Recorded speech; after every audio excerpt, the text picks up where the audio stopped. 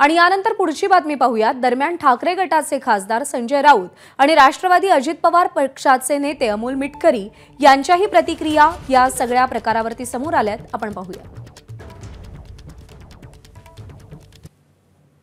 त्यांच्या कार्यकर्त्यांना असं वाटत असेल त्यांचे पाय धुवायला पाहिजे तर धुवू द्या, काय हरकत नाही, आमचा काय संबंध आहे।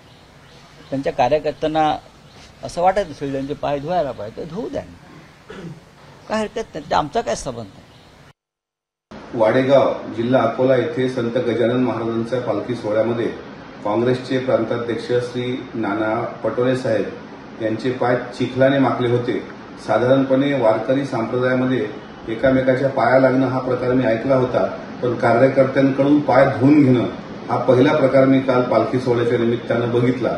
ही अत्यंत संतापजनक घटना आहे। नेत्यांनी कार्यकर्त्यांकडून पाय धुवून घेणे, मला असं वाटते हा लोकशाहीचा आणि त्या कार्यकर्त्याचा अपमान आहे। त्याच्यामुळे नाना पटोलेंनी स्वतःला संत समजू नये आणि विशेष म्हणजे कार्यकर्त्याला अगदी आपला नोकर समजू नये। एबीपी माझा, उघडा डोळे बघा नीट।